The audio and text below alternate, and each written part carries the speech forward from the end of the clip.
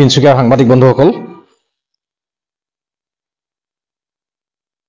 দুটা বিষয় আপোনালোকৰ সন্মুখত দাঙি ধৰিবৰ কাৰণে আজি মই সুভাষ দত্ত ভাৰতীয় জনতা পাৰ্টি অসম প্ৰদেশৰ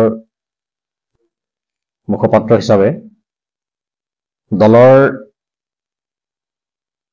ৰাজ্যিক কমিটিৰ হৈ এই দুটা বিষয়ত আপোনালোকৰ সন্মুখত বক্তব্য প্ৰকাশ কৰিব বিচাৰিছো। আপোনালোকে এটা কথা লক্ষ্য কৰিছে যে অসমত এইকেইদিন অসমৰ বিভিন্ন প্ৰান্তত, বিশেষকৈ নামনি অসমৰ কেইবাখনো জিলাত আৰু শেহতীয়াকৈ আমাৰ বড়োলেণ্ডৰ যি আমাৰ হেডকোৱাৰ্টাৰ কোকৰাঝাৰ,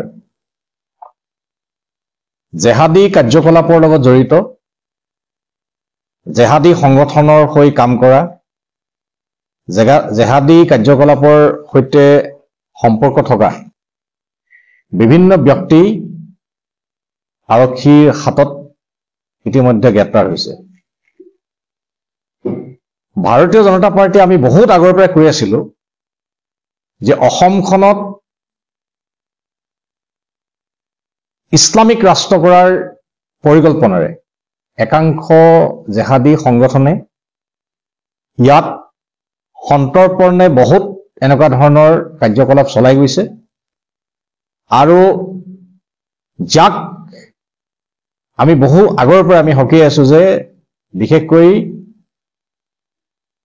অসমৰ য'ত অনুপ্ৰৱেশ প্ৰধান যিবিলাক অঞ্চল, এই অঞ্চলবিলাকত এনেধৰণৰ কাৰ্যকলাপবিলাক বৃদ্ধি পাইছে আৰু শেহতীয়াকৈ আৰক্ষীৰ হাতত এইসকল ব্যক্তি গ্ৰেপ্তাৰ হোৱাৰ যিটো ঘটনা, এই ঘটনাটোৱে এটা কথা প্ৰমাণ কৰে যে আজি এই শক্তিৰা শক্তিৰ দ্বাৰা আজি অসমৰ সমাজ জীৱন আজি তীব্ৰ এক ভাবুকিৰ আমি সন্মুখীন হ'ব লগা হৈছে। আজি জেহাদী হাতত বিভিন্ন ধৰণৰ মৰণাস্ত্ৰ আজি ধৰা পৰিছে। এইসকল জেহাদীৰ হাতত AK-47 ধৰা পৰিছে। বিভিন্ন ধৰণৰ কুটাঘাতমূলক সামগ্ৰী জব্দ হৈছে। ই গোৱালপাৰ কৃষ্ণাইতেই কওক, ই কোকৰাঝাৰতেই কওক বা আজি অসমৰ বিভিন্ন প্ৰান্তত এই ধৰণৰ কাৰ্যকলাপবিলাক ইতিমধ্যেই আৰক্ষীৰ হাতত আৰু চোৰাংচোৱাৰ তথ্যত এতিয়াও এনেকুৱা ধৰণৰ বহুত লোক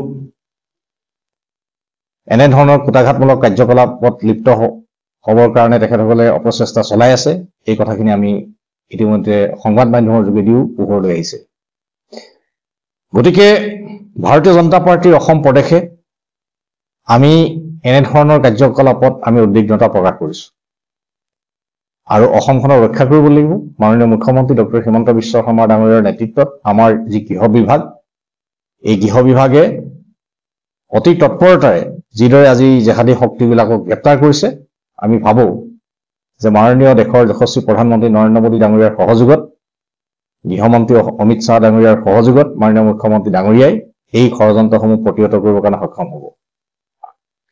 দ্বিতীয় বিষয়টো হ'ল বাংলাদেশৰ পৰা দৈনিক অসমত 20-25 জন লোকে অনুপ্ৰৱেশ কৰিবৰ কাৰণে চেষ্টা কৰিছে আৰু যিবিলাকক সীমান্ততে আমাৰ চৰকাৰে আটক কৰিছে আৰু তেখেতসকলক পুছবেক কৰিছে, বাংলাদেশলৈ উভতাই পঠাইছে।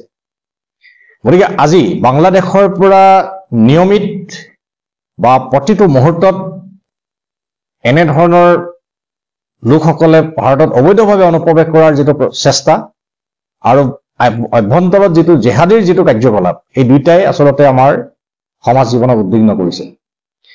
গতিকে আমি এটা কথা দেখিছো যে এই সময়খিনিত অসমত কংগ্ৰেছকে ধৰি যিবিলাক বিৰোধী দল, এই বিৰোধী ৰাজনৈতিক দলবিলাক এই জেহাদীৰ কাৰ্যকলাপেই হওক বা এনেকুৱা ধৰণৰ অনুপ্ৰৱেশৰ প্ৰশ্নতেই হওক, তেখেতসকলৰ যিটো স্পষ্টতা থাকিব লাগে, এই স্পষ্টতাটো তেখেতসকলৰ নাই। গতিকে এইটো এটা বিষয় আমি সংবাদ মাধ্যমৰ যোগেদি অসমৰ ৰাইজক জ্ঞাতাৰ্থে আমাৰ স্থিতি আমি প্ৰকাশ কৰিছো।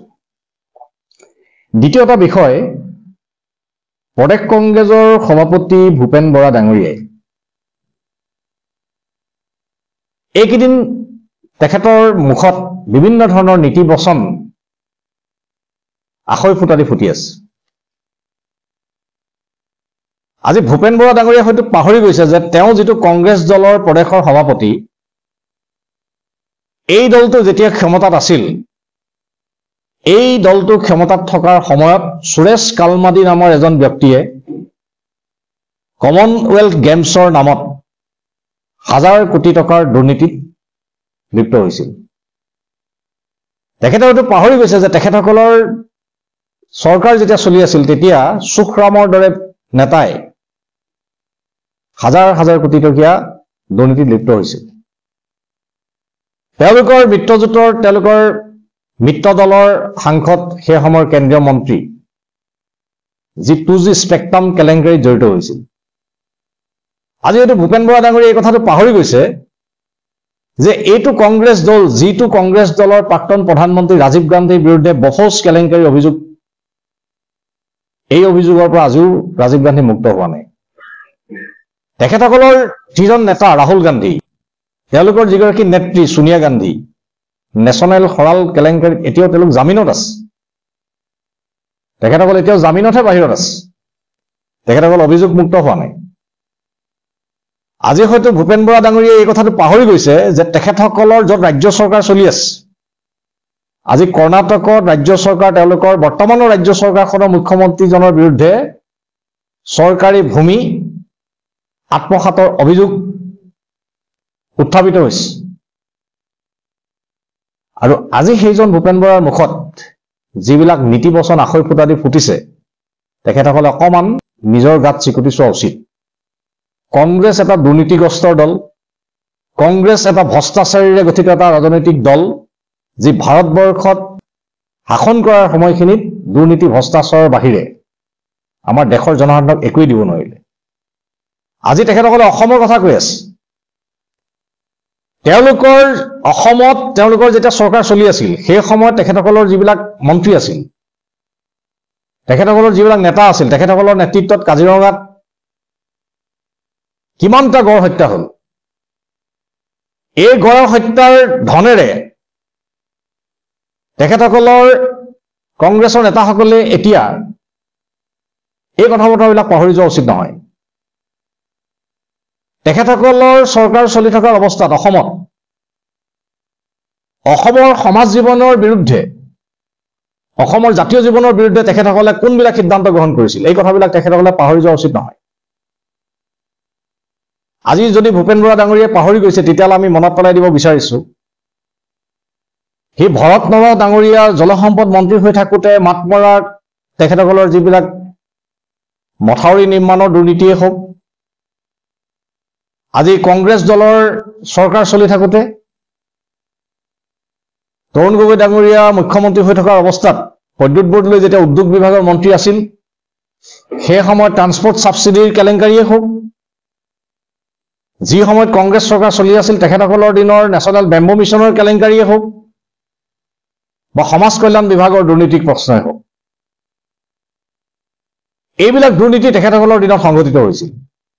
আৰু আজি তেখেতসকলে ভাৰতীয় জনতা পাৰ্টীয়ে 2014 চনৰ পৰা বৰ্তমানলৈকে আমাৰ যি চৰকাৰ চলিছে, মাননীয় দেশৰ যশস্বী প্ৰধানমন্ত্ৰী নৰেন্দ্ৰ মোদী ডাঙৰীয়াৰ নেতৃত্বত আজিৰ তাৰিখত আমাৰ চৰকাৰৰ কোনো মন্ত্ৰীৰ বিৰুদ্ধে, কোনো আমাৰ সাংসদৰ বিৰুদ্ধে, কোনো বিধায়কৰ বিৰুদ্ধে, কোনো ৰাজ্য চৰকাৰৰ বিৰুদ্ধে কোনো ধৰণৰ তেখেতসকলে দুৰ্নীতি অভিযোগ উত্থাপন কৰিবৰ কাৰণে সক্ষম হোৱা নাই। গতিকে আজি এটা কথা আমি দৃঢ়তাৰে ক'ব বিচাৰিছো যে ভূপেন বৰা ডাঙৰীয়াৰ যিবিলাক বক্তব্য, এই বক্তব্যবিলাকত আচলতে হতাশাৰ সুৰ প্ৰতিফলিত হৈছে। তেখেতসকল বাৰে বাৰে ৰাইজৰ দ্বাৰা, জনসাধাৰণৰ দ্বাৰা প্ৰত্যাশিত হৈছে, ৰাইজে বাৰে বাৰে তেখেতসকলক প্ৰত্যাখ্যান কৰিছে, আৰু সেইবাবে তেখেতসকলে মনে সজা ভিত্তিহীন আৰু উদ্দেশ্য পৰিণিতভাৱে কিছুমান বক্তব্য সংবাদ মাধ্যমৰ যোগেদি তেখেতসকলে উত্থাপন কৰি আহিছে। আৰু যোৱাকালিও তেখেতে অসমৰ মাননীয় মুখ্যমন্ত্ৰী ডক্টৰ হিমন্ত বিশ্ব শৰ্মা ডাঙৰীয়াৰ সম্পৰ্কত যিবিলাক মন্তব্য কৰিছে, এই মন্তব্যবিলাক আচলতে কৰাৰ আগতে তেখেতসকলেও ভাবি চোৱা উচিত যে তেখেতসকলে যোৱা সময়খিনিত কেনে ধৰণৰ কাম-কাজ বা কেনে ধৰণৰ কাৰ্যক্ৰম তেখেতসকলে কৰি আহিছে। আজি অসমৰ মাননীয় মুখ্যমন্ত্ৰী ডক্টৰ হিমন্ত বিশ্ব শৰ্মা ডাঙৰীয়াৰ বলিষ্ঠ নেতৃত্বত আমাৰ ৰাজ্যখনৰ অৰ্থনীতিৰ পুনৰ গঠন হৈছে। কংগ্ৰেছ চৰকাৰৰ দিনত ক্ষতবিক্ষত হৈ পৰা আমাৰ ৰাজ্যখনৰ যিটো অৰ্থনৈতিক ব্যৱস্থা, এই ব্যৱস্থাটোক পুনৰ গঠন কৰি ৰাজ্যখনক অৰ্থনৈতিকভাৱে এখন সমৃদ্ধিশালী ৰাজ্য হিচাপে আগবঢ়াই নিবৰ কাৰণে মুখ্যমন্ত্ৰী ডাঙৰীয়াই আহুপুৰুষাৰ্থ চেষ্টা কৰিছে।